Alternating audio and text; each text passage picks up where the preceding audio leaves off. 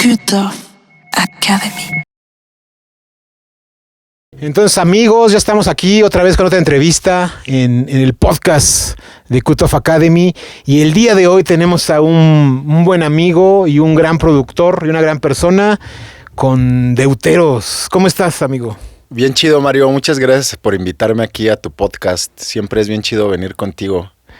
Ya después de un rato de no haber andado por acá, ya unos añitos que anduve por acá. ¿Y cuál fue tu última presentación en Puebla, te acuerdas? La última presentación en Puebla creo que fue el año pasado. Igual vine aquí con Brett a La Cura. Creo que esa fue la última, si no mal recuerdo. Sí, porque también se dio una con Omaguari, que fue en... no fue en diciembre, es cierto. Fue la última vez que vine, la última fiesta que hizo Omaguari en diciembre. Que vino Stereoxide también.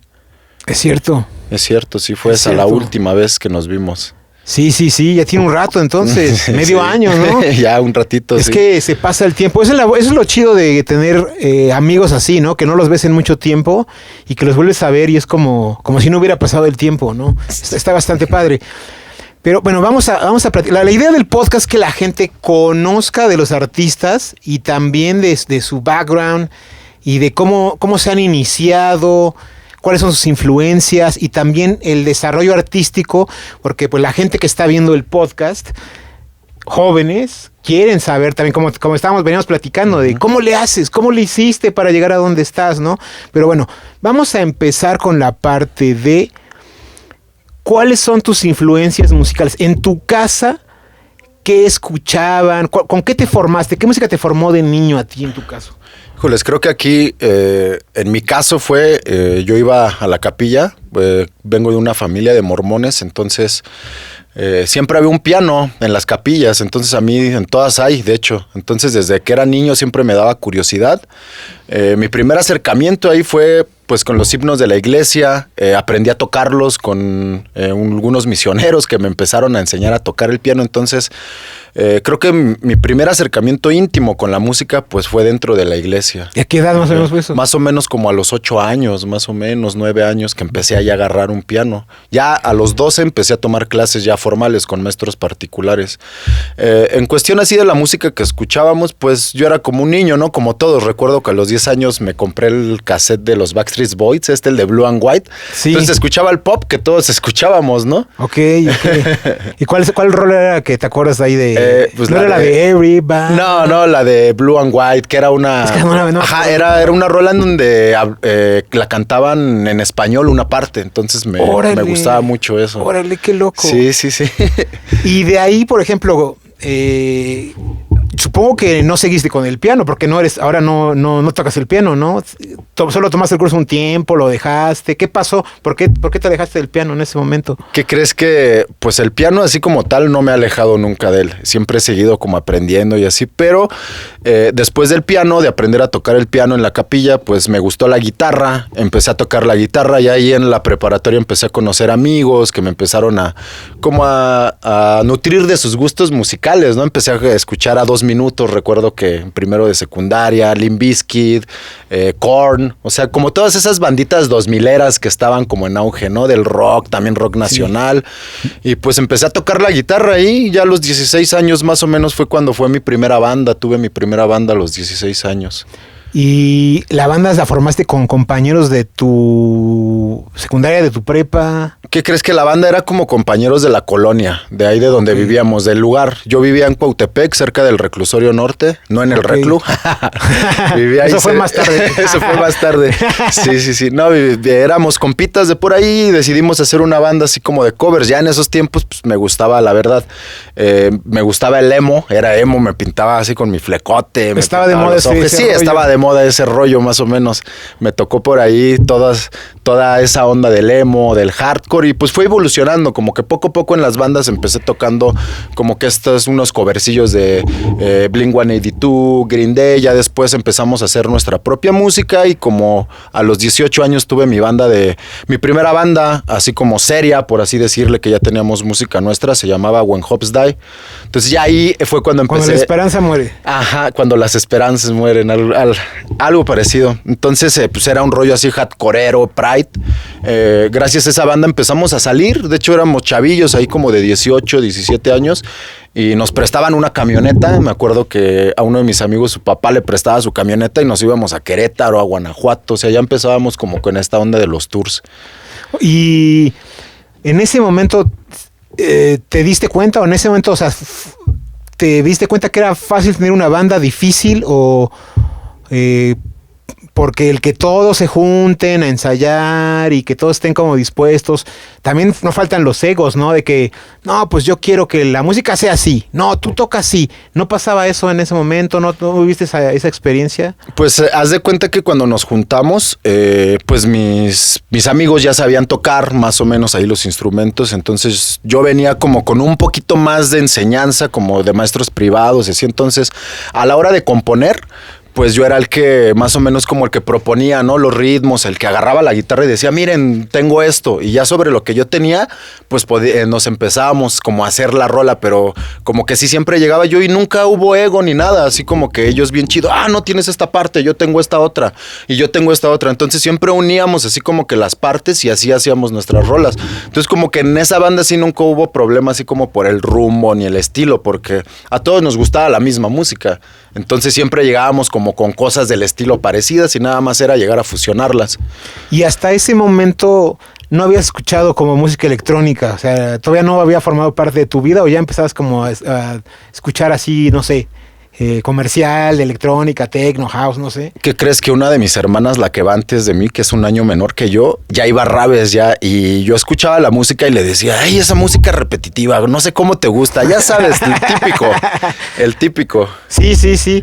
¿Y cuántos hermanos tienes? Yo soy el mayor de 6 hermanos. ¿Y tú eres el único músico de los hermanos? Y soy el único artista que salió de la familia, así la oveja negra, ya sabes. La oveja. No, la oveja musical, más bien. La oveja musical, no, negra. Oveja psicodélica. La oveja psicodélica. Y nunca tus papás te dijeron, oye, estudia una carrera o te vas a dedicar a la música. Híjoles, ya con lo que te dio con mi cara, ya creo que ya estás viendo todo. Pues te ven con la guitarra y te ven ensayando porque pues yo siempre he sabido desde que conocí la música, supe que era lo mío. Desde la primera vez que toqué un piano y que yo empecé a hacer cosas mías, a improvisar, dije, esto es lo mío, yo quiero hacer esto toda mi vida. Entonces, pues cuando empecé a cargar con la guitarra para todos lados, porque me la llevaba a la prepa, me la llevaba de aquí para allá, o sea, la traía en todos lados, pues siempre me decían, quítate esa guitarra, nunca vas a hacer nada, ya sabes. ¿En serio sí te decían? Estás invirtiendo demasiado tiempo, nunca vas a llevar a nada, mejor ponte a trabajar, mejor ponte a estudiar, ya sabes, lo típico. Ya después, cuando pasaron 20 años, sí, ya me pidió mi mamá por ahí una disculpa, pero pues sí, siempre es eso, ¿no? Como, pues la verdad venimos de una familia que, pues que siempre hemos tenido que trabajar para nosotros generar la vida, pues entonces mi mamá veía tanto tiempo que yo le invertía y me decía, pues haz algo que te deje, la verdad, ahorita pues no te está dejando, o sea, ni siquiera trabajas para ti, ¿no? Todo el tiempo te la pasas haciendo música, entonces haz otra cosa, pero pues yo creo que todo ese tiempo invertido es lo que me llevó hasta ahorita, ¿no? Hasta poder tener pues la calidad musical que tengo ahora. Fíjate que he pensado mucho acerca de ese tema y creo que más bien los que nos gusta dedicarnos a las artes, me parece que no, más bien no sabemos, nadie nos ha enseñado a cómo vivir de las artes, porque sí se puede vivir del arte. Claro. Solo hay que saber cómo hacerlo, ¿no? A veces pensamos que solamente es, voy a tocar un instrumento y me voy a volver famoso, ¿no? Y cuando creces te vas dando cuenta de que hay que aprender otros aspectos, lo que vamos platicando, otros aspectos como relaciones sociales, saber el valor de lo que vale tu trabajo, cómo tener una imagen, cómo saber cobrar, cómo saber tener un carácter para poderte llevar en un medio que sí, no, definitivamente no es fácil, ¿no? Claro. Definitivamente no es fácil. Y ya escuchaste esta música electrónica que de tu hermana, los rapes, que te hacía aburrida y repetitiva, y entonces ¿cómo la adoptas ya después? Sí, fue muy curioso porque tenía yo más o menos como casi 20 años y tenía unos amigos, eran de mis mejores amigos de la preparatoria. Se había deshecho nuestra banda. Entonces, pues yo quedé así como solo, ¿no? Ya sabes que unos se mudaron, otro lo anexaron. Entonces pasaron muchas cosas ahí. Se deshizo la banda y yo me quedé solo, ¿no? Entonces, pues empecé como a salir más a fiestas, empecé a salir como con amigos. Entonces me llevaban a fiestas donde se mezclaba como el reggae, ahí en el barrio, ¿no? Fiestas de barrio, mezclaban reggae con electrónica. Entonces yo empecé como a tomarle cierto gusto, ya estar platicando ahí con ellos, me empezaron a pasar música, hasta que en el 2000, creo que fue 2015, fue mi primer festival, un Equinox, vi tocar a Zoom Project. ¿Con la banda? Ajá, vi tocar a Zoom Project con la banda y ahí fue cuando me quedé, wow. O sea, nunca me hubiera imaginado, o sea, no me imaginaba que de verdad podían tocar una batería a ese nivel, una guitarra a ese nivel. O sea, la ejecución, como yo lo había visto tal en las bandas que siempre había visto, la vi ahí y todavía más extrema, ¿no? Con esta cuestión de sintetizadores, sonidos que son como experimentales, por así decirlo, ¿no? Entonces... Sí, que no se habían escuchado, ¿no? Claro, entonces a mí se me hizo así como, wow, o sea... Y ver a tantos DJs teniendo proyectos tan cabrones que sonaban como una orquesta, dije, entonces ahí me di cuenta, dije, una persona puede hacer todo esto. Entonces dije, ya no necesito la banda. Creo que nos ha pasado a varios. Y también algo que no hemos platicado en otros podcasts es, por lo menos a mí se me hizo como que, no sé, vi la facilidad de poder hacer esa música y como que se me hacía que podía yo llegar muy rápidamente a tener un público y a estar ahí, como que lo veía yo muy cercano a mí. No sé si te pasó a ti eso que decías. Claro, sí, ¿no? Yo los vi tocando ahí, vi tantos DJs y así dije, yo también. ¿No? Un público masivo. Decías, ¿cómo estas personas que nunca había visto en mi vida tienen todo este público y con esta música que nunca había escuchado en mi vida, ¿no? Claro, sí se me hizo algo súper fascinante. Entonces de ahí como que me entró la espinita, empecé como a informarme, ya sabes, primero te vas informando levemente así de cómo se hace esta música, ¿no? Entonces tuve unos amigos que estudiaban en la G. Martel, que ahorita con uno de ellos tengo un proyecto que es Hamza, que es Brian Modomod, y ellos me estuvieron abriendo el panorama. En lo que ellos estudiaban, pues me abrían ahí como el panorama y me decían, no, ¿sabes qué tal programa se utiliza para esto? ¿No? Que el Virtual DJ para mezclar, que el Tractor, ¿no? Entonces yo fui buscando la información y pues hasta ahorita, hasta llegar a este punto que todavía no dejo de buscar información, ¿no? Sigo buscándola. Entonces, ¿con qué software empezaste? Yo creo que mi primer software pues fue el Tractor, ¿no? Tractor y Virtual DJ para mezclar. Todos empezamos, ya sabes, así metiendo las rolitas, empezándole. Ya de ahí conocí a un amigo que cuando tenía lo de las bandas, trabajaba, era como en esta parte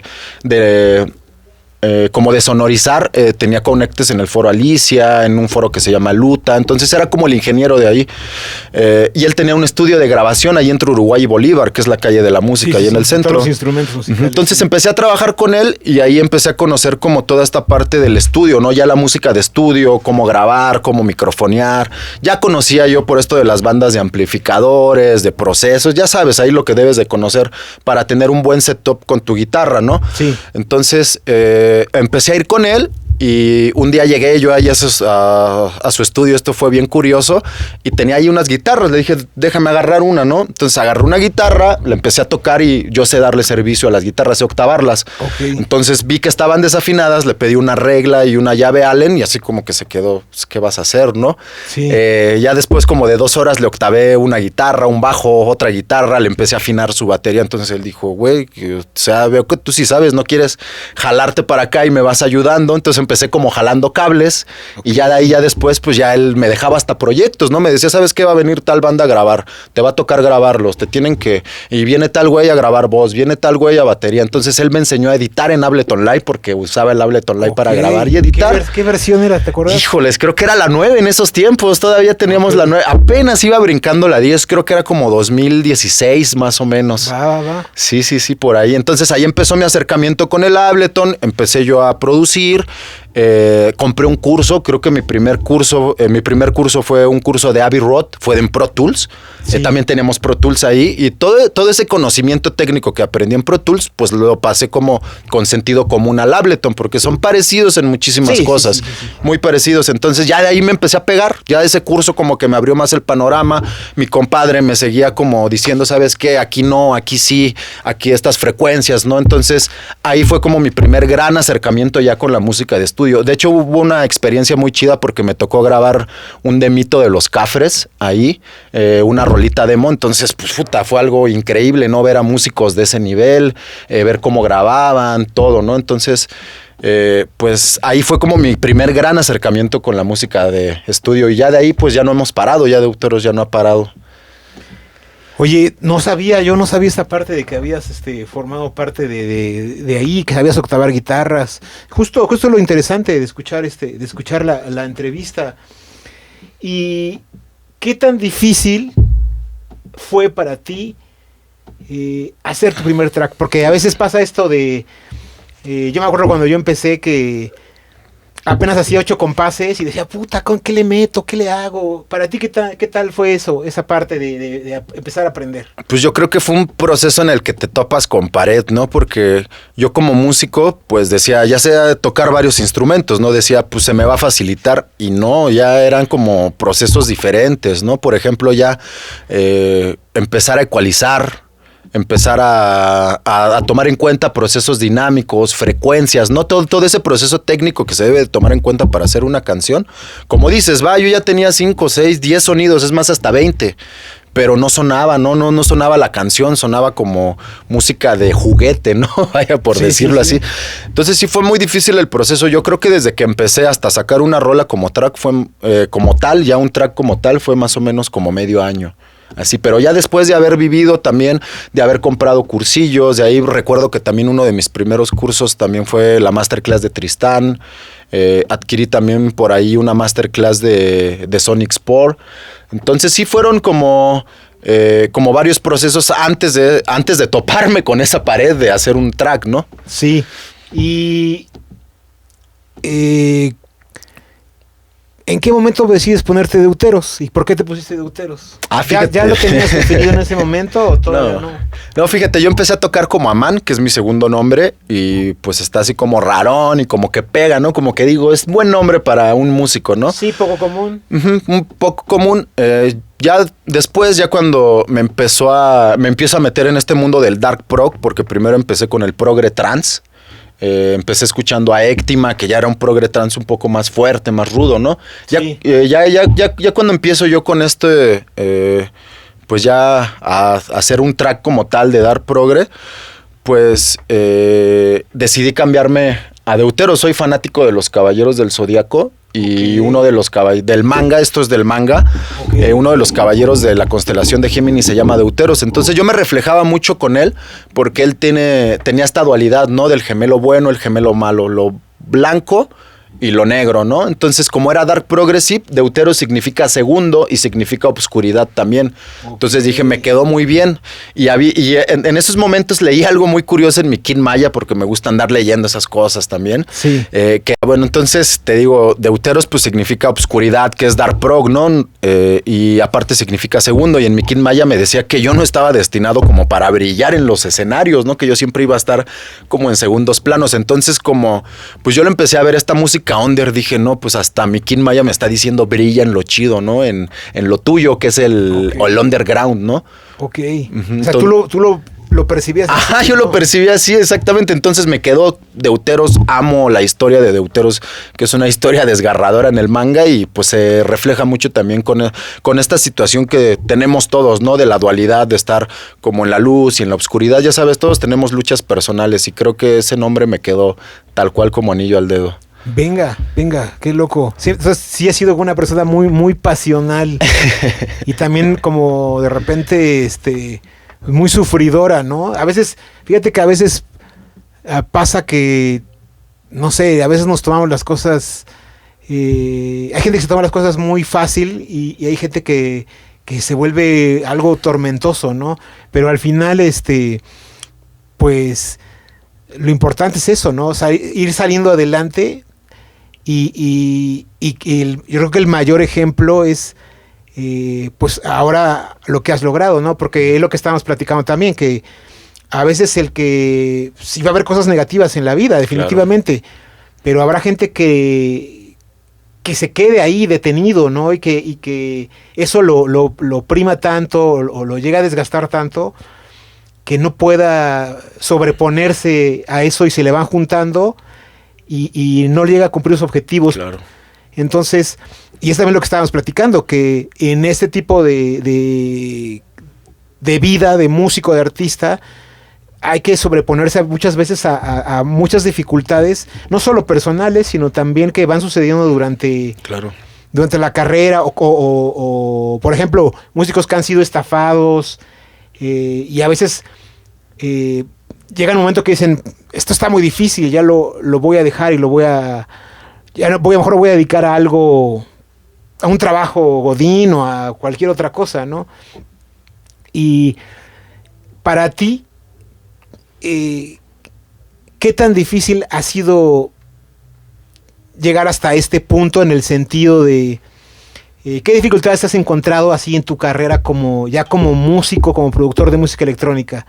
Desde que a veces no te paguen o tú cómo dirías, ¿cómo pueden empezar, cómo puede uno empezar a generar ese valor para poder monetizar? ¿O qué dificultades te has encontrado así que recuerdes, que tengas así como que digas, me pasó esto? Y por ejemplo, he escuchado la de Café Tacuba, que su primer concierto más grande tocaron a las 2 de la tarde y no había nadie, ¿no? O otros artistas que contrataban a Rick Rubin y que él solamente llegaba y se acostaba en el sillón y que decían, güey, te estoy pagando un barote, güey. Y yo pensaba que a través de Rick Rubin íbamos a ser grandes músicos, pero pues yo veo que este güey nada más no hace nada, ¿no? O sea, ¿qué cosas te has encontrado tú, por ejemplo, sin quemar a nadie? Sí, claro, sí, claro, sin quemar a nadie, pero sí me he visto, una vez me vi en una situación pues muy fuerte en la que yo creí que ya casi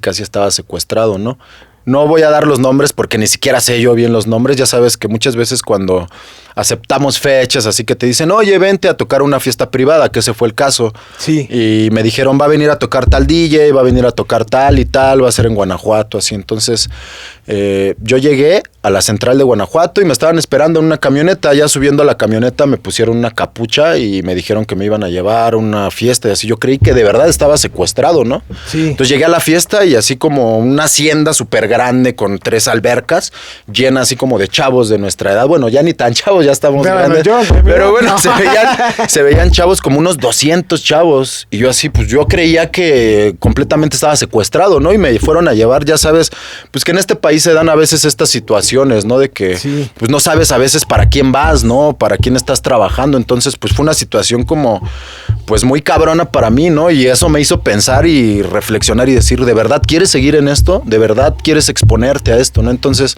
¿Y qué pasó después ahí? Pues todo bien, o sea, todo se dio bien. Me sacaron de la fiesta también, me pusieron la capucha, me llevaron de vuelta a mi hotel y, o sea, no pasó nada. Afortunadamente, pues, ya sabes, a veces, yo creo que con el contexto que estoy diciendo ya se imaginan a qué clase de evento fui.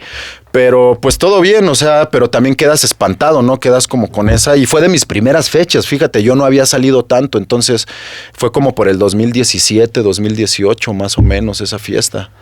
Ahí te estaba pensando en algo de ay, se me fue el rollo, pero eso también, ya me acordé, de que muchas veces lo que no se ponen a pensar de las personas es, luego no sabes, no conoces bien a las personas que te están contratando y luego llevas una computadora de, no sé, de 15,000 pesos por decir algo económico, a lo mejor llevas una tarjeta de sonido de 5,000. Tus audífonos, 7,000, tu controlador MIDI. O sea, llevas 20,000, 30,000 pesos en tu maleta y muchas veces no sabes quién te está contratando.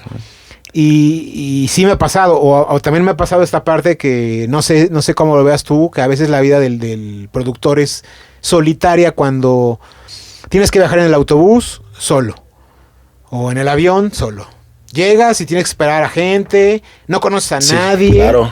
llegas a la fiesta, estás ahí esperando a tocar, como no conoces a nadie, pues solamente a lo mejor el organizador habla contigo, y estás así como de puta, ¿dónde sabes si estás en un pueblo o en una locación que dices, ¿dónde estoy, güey? Claro, estás en un lugar donde no conoces literalmente a nadie, o sea, y a veces te conocen o conoces a los organizadores, pero no sé, por redes sociales o por un mensaje, o sea, ni siquiera sabes con qué persona estás yendo. Entonces, creo que sí, pues, ese aspecto yo lo he pensado muchas veces y hay veces que sí como te desmotiva, ¿no? A veces, como dices, venir cargando tus cosas y a veces cuando no es valorado el trabajo, ¿no? Sí. Como quiera uno a veces te arriesgas, ¿no? Y dices, va, voy. Pero también como que cuando ya no te valoran ese trabajo, cuando llegas a un lugar en el que te dicen, bueno, no los conoces, les cobras, no te pagan, ahí sí ya dices, verga, ¿no? ¿Qué está pasando, no? Pones como que en una balanza toda tu vida y dices, bueno, pues sí está muy chido que estoy saliendo a tocar, estoy conociendo otro lugar, pero también me estoy arriesgando, ¿no? Pues a pasar malas situaciones, ¿no? Entonces creo que esa parte, pues sí, todos la lidiamos, como dices tú, o sea, sé que no soy el único que ha pasado también cosas malas, pero siento que es más esa gratificación cuando tú estás tocando, de que la gente te ve y quiere tu música y te pide la música, ¿no? Creo que ya ahí es cuando se paga todo y dices, bueno, valió la pena, ¿no?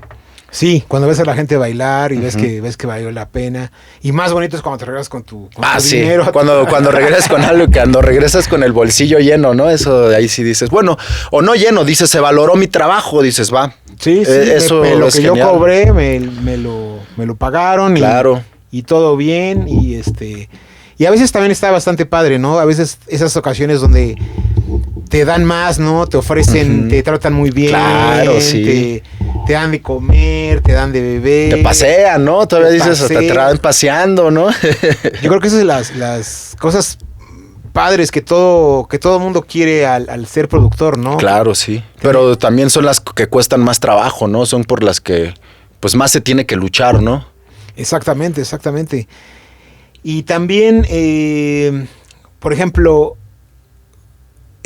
sacaste tu primera rola o sacaste un EP cuando hiciste tu primer trabajo. ¿Qué fue? ¿Una rola, un EP? ¿La sacaste con alguna disquera? ¿Cómo se distribuyó ese rollo? ¿Qué crees? Que había una disquera que me gustaba mucho? De hecho, a mí la música australiana siempre me ha fascinado y en esos tiempos pues había bastantes disqueras de dark progressive en Australia. Una de ellas era Kinematic Records y otra de ellas, bueno, Xenon, que es la de siempre, ¿no? Sí. Y otra que se llama Another Side Records, que estuvo antes que Xenon. Fíjate, fue muy chido porque en esa disquera yo fue la primera vez que escuché a Rhinosaurus. De hecho, esa disquera, su segundo lanzamiento fue un EP de Rhinosaurus. Escuché al Soul Run, al South Zone, o sea, los Sumerian Droids, ¿no? Que eran proyectos de dark prog. Estaba pesada. Ajá, que estaba pesada. ¿Y ahora qué pasó con...? ¿Qué crees que ya no han lanzado? Yo mi primer lanzamiento fue en ella, un EP fue en el 2016 que se llama Mystic Monte. Okay. Salió en el 2016, después tuve un compilado también en esa disquera, que fue en el 2017. Y esa disquera tuvo como hasta 2019 de lanzamientos y como que se apagó. Creo que el manager tuvo algunos problemas y ya no ha podido como pues invertirle, sabes que también una disquera es una inversión, entonces como que la dejaron caer, pero fue como un logro para mí haber estado en esa disquera porque ahí fue donde empecé a escuchar a mis primeros artistas favoritos de ese género, ¿no? Entonces fue para mí un boom así muy cabrón haber estado en esa disquera. ¿Y qué tal es, por ejemplo, pasar de un género como lo era el progre al dark progre, o también ya que ahora también has hecho psytrance, o has experimentado con el chill out? Claro. ¿Qué tan complicado ha sido para ti el hacer nuevos géneros? Pues creo que lo más complicado primero es consolidar un proyecto, ¿no? Porque pues tú, no sé, como músico siempre tenemos las ansias de hacer esto, hacer el otro, ¿no? A lo mejor un día dices, voy a hacer una de high tech, pero creo que dentro de mi concepto que yo tenía para Deuteros, yo sabía que primero tenía que posicionar a Deuteros con un género, no podía estarle picando a otros géneros, okay, ¿no? Y creo que eso me iba a dar más seriedad. Yo dije, Deuteros, que sea dar progre y que sea tu sello, que seas conocido nada más por ese género. Entonces ya cuando ya estaba pues cimentado, ya cuando tenía ya mi proyecto, ya llevaba más o menos 16, 17, 19, 20, ya llevaba 4 años de Deuteros, pues me puse a experimentar como con el chill out, con el psytrance, pero sí ya dejando consolidado consolidado un proyecto, ¿no? Entonces, no se me hizo tan complicado en realidad porque yo ya tenía bien pensado lo que quería hacer con todos los proyectos, ¿no? Entonces, creo que también es algo que yo le recomiendo mucho a mis alumnos, que primero piensen bien qué es lo que quieren hacer, ¿no? Que se pongan, que digan, voy a hacer Psycho, voy a hacer mi proyecto de Psycho, y una vez ya teniéndolo consolidado, te es mucho más fácil decir, voy a hacer uno de progre, otro de techno, etcétera.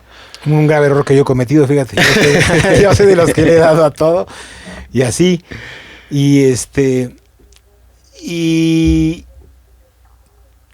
después de estos, el compilado de lo que sacaste ahí con Another Side Records, dices que ya la disquera pues valió, ya no sacó más rolas, y ya después, ¿cómo te moviste? ¿Para ese momento ya habías hecho otras relaciones o cómo llegaste a otras disqueras? O para que también quieren, o sea, ¿cómo podemos llegar los que quieren? ¿Se envían demos o cómo lo has logrado tú en ese Claro, caso? ¿no? Sí, fue eso, fue empezar a enviarle, pues ya tenía el EP, ¿no? Ya estaba la música, ya estaba el trabajo. Ahora lo siguiente, pues era hacérselo llegar primero a la gente y después a los promotores, ¿no? Ya que vi que ya varia gente estaba escuchando, ya tenía algunas visualizaciones, algunas compartidas, pues empecé a primero ir a fiestas, también a tratar de conocer a los organizadores, ¿no? Entonces ya conocí a 1 o 2 organizadores, tuve un amigo que también creyó mucho en mi proyecto, que en paz descanse, mi amigo Pancho, que es el otro manager de Enki Lab Records. Él me ayudó mucho, él me empezó a presentar a mucha gente, mi música le encantaba, entonces le decía a la gente, oye, güey, tienes que escuchar a este güey, tienes que escucharlo. Entonces, él conocía a muchos promotores, entonces empezaron a escuchar mi música y dijeron, ¿de dónde es este güey? O sea, poco está haciendo música chida, un güey tal y tal, ¿no? Entonces, él me empezó como también a dar conectes. Yo empecé a hablar con esos conectes y pues así empezó a salir Deuteros, ¿no? Ya sabes, al principio picando piedra, a veces regalando el proyecto, ¿no? A veces tocando por viáticos, pero sí tuve mucho apoyo por parte de Pancho, por parte de Francisco, ¿no? Y también he tenido apoyo por parte de mucha gente que le ha gustado mi música y ellos mismos se han dado a la tarea de mostrar mi música a otras personas. Entonces creo que eso es lo que más me ha ayudado, ¿no? También esta parte de que tuve un ángel que ahí me ayudó a recomendarme, ¿no? Y pues gracias a él, pues conocí a gente que son los organizadores de los festivales. ¿Y cuál fue tu primer evento donde tocaste Deuteros? Me recuerdo fue un Poison, el primer Poison. Ese fue ya así tal como festival, ese fue el primer Poison donde presenté mi live de Deuteros ya como tal.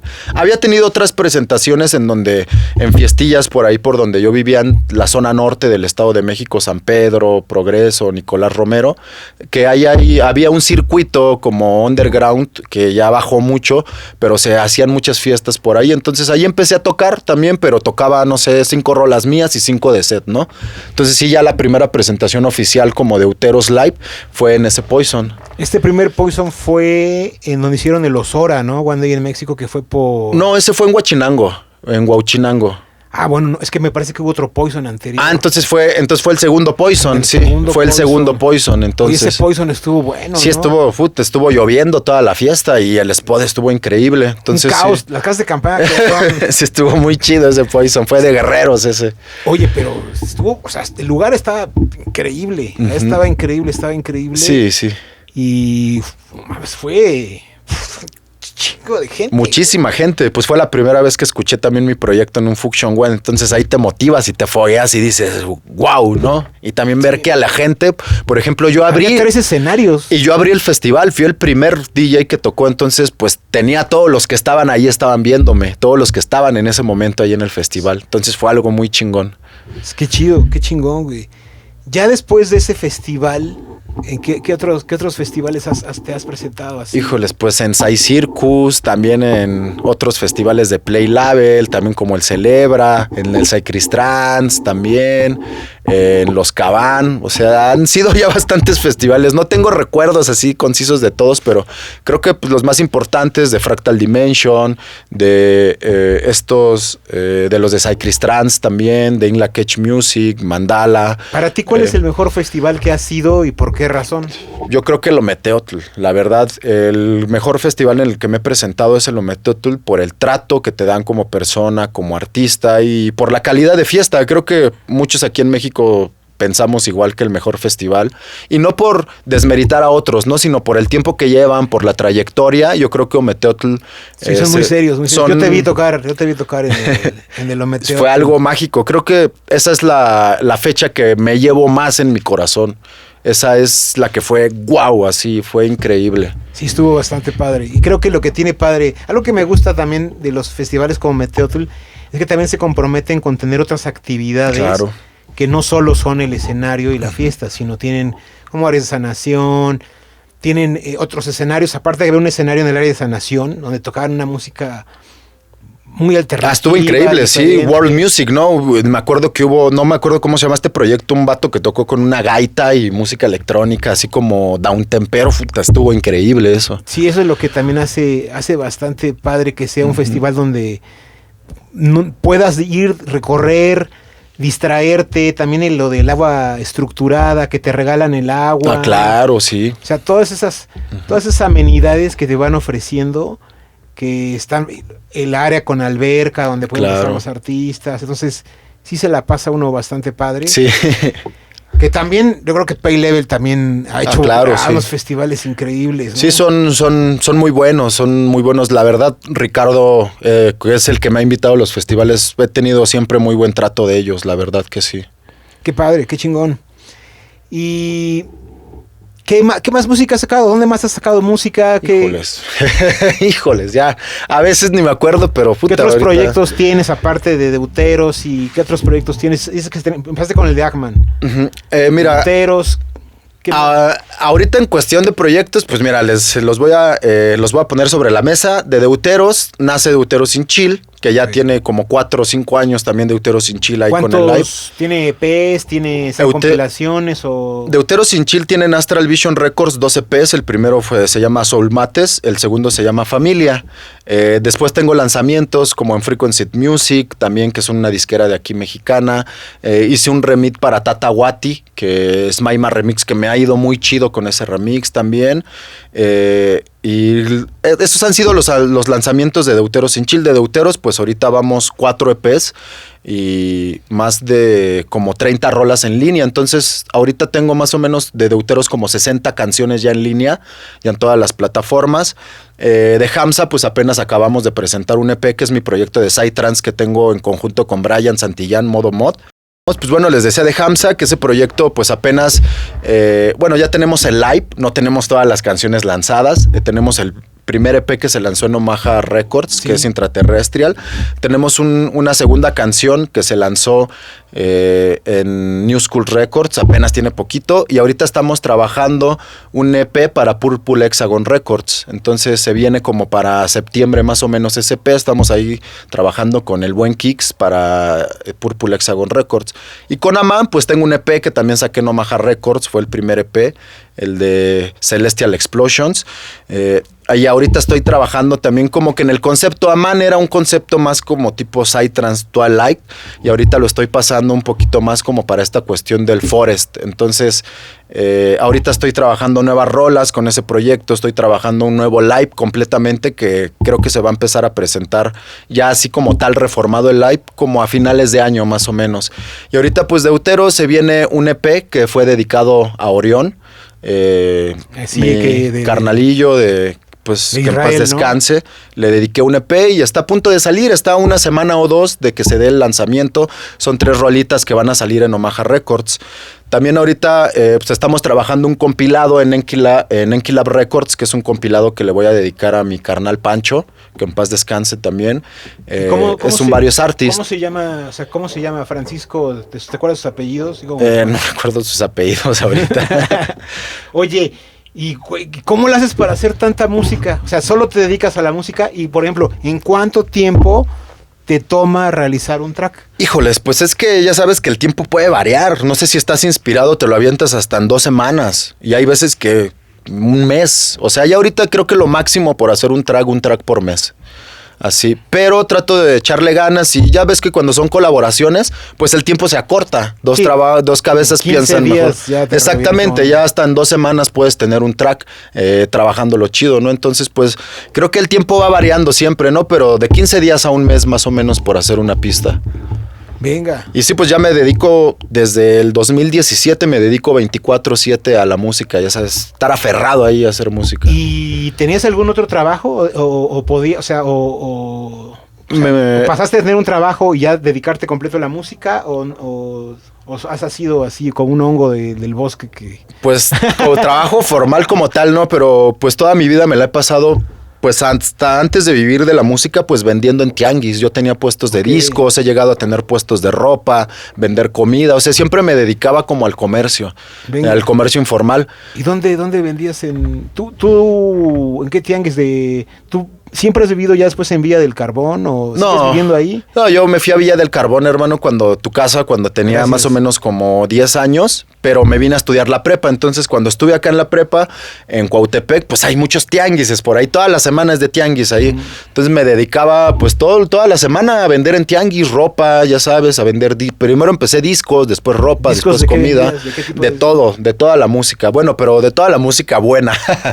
Vendía de rock, ya sabes, era que querías un disco, no sé, de una banda metalcorera, pues me lo pedías y yo iba y te lo traía el disco. Era como de eso, como el típico puestito underground del tianguis. Sí, entonces donde pues llegaba la chaviza así de... Exactamente, y ahí les conseguía los discos de los que quisieran. Órale, qué loco. ¿Y ya en qué momento, o sea, y ya después, en qué momento pasaste a dedicarte completamente a la música? Pues es que ya en el 2017 ya había tomado bastantes cursos, hermano, como que ya había invertido tanto y ya empecé a dar frutos. Ajá, ya empecé a ver frutos de mi música, entonces le empecé a enseñar a un amigo. Y ese amigo me dice, oye, das clases bien chido, güey, deberías de dar clases. Y entonces, pues empecé a ofrecer clases primero normal, así, oye, ¿quieren alguna asesoría? Doy clases de 1 hora. Y pues empezó a jalar, o sea, yo no creí que fuera a jalar, entonces empezó a jalar, me empecé a tecnificar también en esta cuestión del método de enseñanza, ¿no? También me empecé a tecnificar en la metodología de la enseñanza, tomé un cursillo con una maestra de metodología de la investigación y de la enseñanza, ¿no? Y pues con eso me fui como gorda en tobogán y ya de ahí ya no me he parado. Ya he agarrado como que esa línea de dar clases. Más bien es de donde estoy viviendo yo ahorita. Más que de tocar, sí gano de tocar, obviamente. Me va bien, pero creo que las clases son mi fuerte ahorita, de donde me está dando para la vida. ¿Y cuánto tiempo tienes dando clases entonces? Pues ya sería 2017... como 8 años más o menos ya dando clases, de entre 7 y 8 años. ¿Y cómo das tus clases? ¿Las das presenciales, online, las dos? Pues mira, ahorita tengo esta cuestión, por ejemplo, he tenido alumnos hasta de Costa Rica que he tenido presenciales. O sea, yo puedo dar clases presenciales, pero como vivo en Villa del Carbón, que es un poquito alejadito de la ciudad, pues se les dificulta a veces a los que trabajan, ¿no? Por ejemplo, también vino un amigo de Tijuana y me contactó y me dijo, oye, güey, quiero clases, pero quiero así presencial. Le dije, pues hermano, te puedes venir una semana a mi casa y aquí podemos hacer las clases. Entonces le hice como un paquetito en el que le iba a dar clases como por día. Ya sabes, en el paquete venía comida, el hospedaje, el baño, ya sabes, todo para que pudiéramos estar bien. Entonces, pues... Como un retiro musical. Ajá, casi intensivas. De hecho, son clases intensivas, una semanita, como 4 horas al día. Entonces, pues sí he tenido alumnos presenciales, pero ahorita mi fuerte es dar las clases en vía Zoom. Ya sabes, esta cuestión en el que se comparte la pantalla, estás con la cámara y es como estar con ellos, ¿no? Porque ellos están viendo lo que tú trabajas a tiempo real y aparte pues las clases las grabo, ¿no? Entonces ahí tienen siempre los documentos mis alumnos, les doy asesorías por teléfono, por llamadas, por mensajes, entonces siempre estoy yo al pendiente de ellos en su crecimiento. Está chido. Y por ejemplo, como ¿cuántos alumnos has tenido? Y de esos alumnos, ¿quiénes son como que los más destacados que has visto? Híjoles, no, pues es que sí he tenido varios alumnos, hermano. Pues ahorita uno de los destacados, pues Terraforms, que es parte también de Enki Lab, que está en Bluetooth Records, también está sellado ya en Bluetooth Records. También tengo un amigo que se llama Deliruk, bueno, un alumno y amigo, son alumnos y amigos, ya sabes. Está haciendo ahorita Hightech allá en San Luis Potosí y para hacer su primer año le está yendo de maravilla también, ¿no? También hay otro que se llama Reading Puppets, que es de aquí de Hidalgo, que también, o sea, su primer año le está yendo de lujo. Otro que se llama Hope, que toca Psytrance y le está pegando también durísimo y le está yendo bien. Entonces, hay varios por ahí. Ahorita por ahí se me fueron varios, pero sí, trato yo también de cuando les doy las clases que no se quede nada más en las clases. Por ejemplo, dices, vaya, tengo la música, ¿no? ahora ¿cómo le hago para lanzarla? No me cuesta nada recomendarlos con amigos que tienen disqueras o que están haciendo compilaciones. Por ejemplo, tú, Mario, si me dices, oye, estoy haciendo una compilación, ahí te va un track y te recomiendo este alumno, escúchalo, a lo mejor te gusta, ¿no? Entonces, siempre trato como de recomendarlos ahí, de que su música no nada más se quede ahí, ¿no? Sino o igual si quieren hacerlo ellos, les doy la asesoría para que ellos puedan distribuir su música en plataformas. Sí, que alguna vez tú sí me has recomendado y alguna rola mía, gracias a ti, ha pasado a alguna compilación. Y entonces la disquera de Enki Labs, bueno, era de Pancho y tuya nada más, y ahora ya solo es tuya o... Pues mira, así como decir lo mío, pues es un proyecto en el que ahorita están trabajando todos. Obviamente yo me dedico a las cuestiones, por decirlo, técnicas como distribución de plataformas, publicaciones en la página, todo lo que es el marketing, ¿no? Sí. Lo que es pagar también por el arte de los compilados. Pero en realidad es una disquera de todos, ¿no? ¿A quién me refiero? A todos, de todos los que... Integran la disquera. De todos los que integramos la disquera, porque son productores y DJ sets enfocados en este género progresivo que vamos de 126, 125 BPMs hasta los 142, que hay Sci-Tech, hay Techno, Dark Techno, hay Dark Progressive, hay Xenon, hay Progre Trance, hay Progre Sci. Entonces, creo que la disquera es de ellos, más que nada de los que tienen ese compromiso de seguir haciendo música y de, pues, conectar a la gente a través de la música, ¿no? Y de todas estas emociones.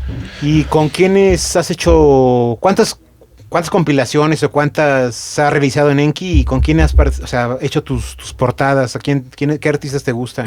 Mira, ahorita hemos trabajado con Noid para las portadas, que bueno, para mi portada trabajamos una con él, que es buenísimo, otro con un amigo mío que se llama Códices Naturales, su proyecto de arte. Hemos trabajado también con Abstract Dimension, que también ha hecho portadas así súper increíbles, hasta creo que para Yono Music, por ahí para varias disqueras chingonas.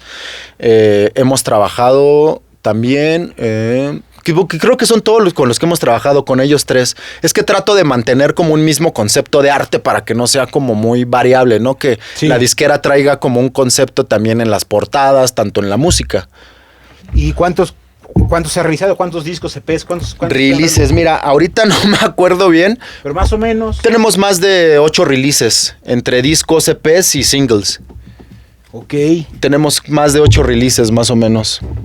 Y para ti, ahorita, sí, ¿qué viene? ¿Qué es lo que vas a sacar? ¿Dónde? ¿Qué presentaciones? Aparte de la presentación que vas a tener aquí en Puebla, ¿qué presentaciones tienes así en puerta? Sí, mira, ahorita nos vamos para el 19 de julio, nos vamos para Jerez, Zacatecas, con los amigos de Sages Production. Sí. Muy chingón se pone por allá, la verdad estamos muy contentos de ir. Después el 26 nos vamos a Costa Esmeralda en Veracruz, y después el 16 de agosto vamos a andar por Zamora, Michoacán también. Hasta ahorita estas son las fechitas que tenemos ya pactadas. Amarradas ahora sí. Y en cuestión de música, pues ya estoy empezando a trabajar el primer álbum de Deuteros. Llevo 3 canciones. Va a ser un álbum de 10 canciones. ¿Tiene Deuteros? De Deuteros ningún álbum como tal. Primer álbum. Mi primer álbum. EPs sí tenemos. ¿Cuántos tracks vas a sacar? Vamos a sacar 11 tracks en ese, en cuanto a colaboracioncitas y por ahí. Va a ser 10-11 tracks más o menos, tengo pensado. Entonces, pues apenas estamos empezando este largo camino que ya sabes, como que el álbum ya te consolida como artista, ¿no? Entonces quiero hacerlo lo mejor que se pueda, le voy a dar su tiempo y pues no sabría qué fecha se va a lanzar, solamente les puedo decir que ya están las 3 primeras canciones. El concepto va a estar muy interesante porque va a ser dedicado a los animales sagrados de México, por así decirlos, ¿no? A nuestros tótems que tenemos en México. Por ejemplo, la primera rola se llama Cacomixtle, la segunda Tlacuache, la tercera Colibrí. Entonces ese va a ser el concepto del disco ahorita. ¿Siempre te ha gustado ese tipo de conceptos a ti? Claro que sí, siempre nuestra cultura mexicana, siempre estoy muy arraigado. A la tierra. Exacto, sí estoy muy arraigado como que al conocimiento antiguo que se tiene, pero también al conocimiento moderno, ¿no? Como que trato de hacer esa fusión de lo antiguo con lo moderno. Me acuerdo que un día me dijiste que siempre llevas unas hierbas en tu bolsa. Casi siempre llevo hierbitas ahí, como me gusta mucho la herbolaria. De hecho, llevo ya 2 años estudiando la licenciatura de doctor en herbolaria y fitoterapia. Le paré un rato. Le paré un ratito por ahí, hermano, pero ya estamos retomando otra vez.